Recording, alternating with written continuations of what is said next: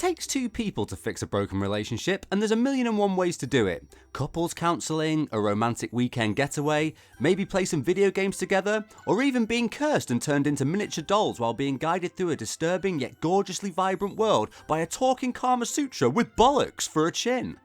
Developed by Hazelight and published by EA, It Takes Two is out now on PC, PS4, PS5, Xbox One and Series X, and big thanks to EA for the review code too. The first compliment I want to pay It Takes Two is the alluring factor for non-gamers, while maintaining the same draw for veteran gamers as well. It caught the eye of my wife, and we've been travelling down a bit of a rocky road lately, so bearing in mind the intention behind the game and the theme being to fix a broken relationship that's on the brink of divorce, we thought, let's have a sit down, cuddle up on the sofa together, get some snacks, dim the lights, and have some fun on a platformer that's jam-packed with a loving variety of gameplay styles. Turns out though, she's fucking shit at games. Oh, I can't stand her. And in a fit of despairing rage, I snatched the controller out of her hand and said, "Honey?" Right from the bottom of my heart. So while the missus was recovering from her whiplash, I thought I better actually crack on with this whole review thing. And with It Takes Two being a strictly co-op experience, I had to get mods involved. I thought, even though the game focuses on a marriage relationship specifically, you know what? Bros before hoes. But having said all that, I quickly wanted my missus back once I remembered what it's like to watch or play anything with mods where emotions are running high.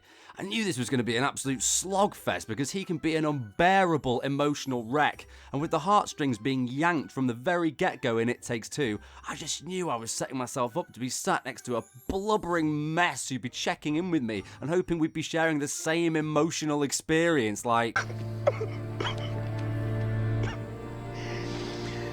Oh, no. I've already mentioned the word variety, and I can't express enough how much there is to offer in It Takes Two. We'd barely get through half an hour of gameplay, whether it was top-down action-packed RPG moments, delicately driving a unicycle across a tightrope, or even some gratifying puzzle solving through the creative use of some handyman tools. Every single time that particular part of the game came to an end, I felt sad that I was leaving behind each and every fun, responsive, and moorishly satisfying encounter, while very quickly understanding that there's no gameplay loop here. The gameplay loop begins at the start of each quirkily designed section and ends once you've finished. There is no loop, it's a never-ending barrage of varying mechanics, all of which have been perfectly tuned to never feel worse or better than the previous or upcoming gameplay styles that's on offer. I felt spoilt as I was pulling apart the game's Russian nesting doll effect with all its varying gameplay styles. I just needed to see how many there were, like... Guys, there's another one. As mentioned, It Takes Two is a strictly co-op experience that can't be played alone due to the often ingenious ways that the developers have crafted environments and puzzles that require using each playable character's specific abilities during that level to complement each other's skill sets in order to progress. This includes stuff like Cody having to immobilize killer wasps mid-air with a sap gun before May can blow them to smithereens with a DIY rocket launcher, Cody throwing nails for May to smash in or swing off, and also May's anti-gravity boots that allow her to scale the walls and scout ahead to open up new environments for Cody to shrink or enlarge through. The story is a heartwarming and lovingly layered plot, and although there's large elements that are fairly predictable to anyone who's seen any rom-com ever, there's an undeniable charm to it that's a pleasure to witness. Directed by the man rapidly becoming known as the master of co-op, Josef Fares, who's behind other co-op games like Brothers, A Tale of Two Sons and A Way Out, It Takes Two is an engrossing, mostly family-friendly story, but there was the occasional dark moment in the game, and even those were played off in a pretty light-hearted manner. One thing I will say, and be warned, I truly believe this game will sink its hooks deep into some people and it could expose the strengths and weaknesses in any relationship. How well do you communicate? How well do you work as a team, support one another when one might fail? And does one of you have a tendency to become completely fucking delusional like Moz did and ends up genuinely believing he was my wife? I'm your wife. You're not my wife. No. Hey. How could you hit your wife? How can I what?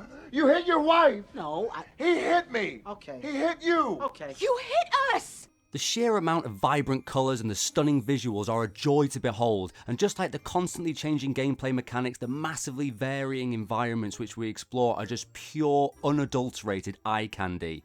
There were moments in the game that were so exhilarating that it was the closest I've felt to being on an actual roller coaster in a game. The shrunken down perspective has always been a favourite of mine and is becoming more and more common in games, and it's been executed to perfection in It Takes Two's richly vibrant fantasy world. It's absolutely packed with meaningless items to interact with, and even though it's meaningless, they're all just so irresistible. You can't not smash the glass jar, throw that paper aeroplane on the floor, bounce on that balloon, or even fill a piggy bank with coins just so you can smash it to pieces again seconds later. Alongside the meaningless interactivity, there's an abundance of minigames to mess around with too, that could all be replayed from the main menu once you've found them. Games that, in all honesty, can reignite the hatred in any relationship because they mostly pit you against each other, but they're still so much fun. Unless you lose. Repeatedly. Yeah, fuck you, Moz. Variety is the strongest theme throughout, and it's one of the most refreshing gaming experiences I've played in a very long time, not least because of the abundance of gameplay homages the developers have paid to classics across the medium that have been seamlessly and expertly integrated to propel the game's story along. There are not too subtle but brilliant nods to games like Street Fighter, Journey, God of War and Assassin's Creed Black Flag, and that's barely even scratching the surface of what familiar treats veteran gamers can look forward to encountering in this game. Thankfully, the theme of variety continues into the boss battles as well. We see monstrous health bars with innovative double teaming and creative tactics always played in a different role to help win each battle. It's undeniably fun, but probably the only area I'd say there's even a tiny negative in the game, and I'm really clutching at straws to find any negatives with this one, is that the bosses were a tad too easy at times. And although they never detracted from that innate fun factor, I did crave a little bit more challenge in the odd boss battle. The sound design is immaculate, it's sumptuously satisfying, and the music was solid throughout. It never really hit any impressively noticeable highs, but it certainly demanded enough attention for me to stop and think, hey, I like this, it sounds great. And there was the occasional piece that was kind of overly epic considering what was happening on screen during certain moments, but it's still great nonetheless. Overall, It Takes Two turned out to be a game that's reignited a flame inside me that I didn't even realise had been extinguished. It's reintroduced some childhood feelings of excitement and playing a game not just because you bought it and so therefore you have to finish it, not just because I need to know what happens in the story, not just because everybody else is playing it and I need to board the hype train. I played it and will be playing its 10 to 15 hour story again and again because it's so much fun. The most fun I've had in gaming in a long time. I feel like a kid again when you knock on your mate's parents' door or ring their house phone and say, "Hey, Mrs. Moz, can Moz come out to play?" And she's like, "No, he cannot, Les. Not after the last time when you threw nails at him, forced him to fight a squirrel to the death in hand-to-hand combat, and then stone cold stunned him on his way home." So, sadly now I'm stuck waiting for the wife to get out of hospital so I can play it again. Oh, God.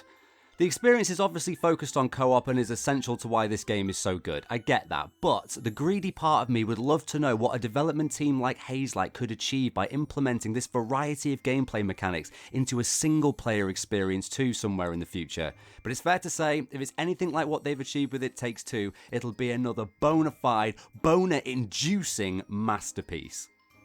Thanks for watching, peeps. Have any of you played It Takes Two already? Have any of you hospitalised a loved one with frustration because they suck at video games and were holding you back? Is anyone going through a rough patch in their relationship and are looking to use It Takes Two as an alternative for marriage counselling? If so, it's a great shout and you will not be disappointed. If you enjoyed this review, please give it a like and smash that subscribe button, and hopefully we will see you in the next one. Peace out!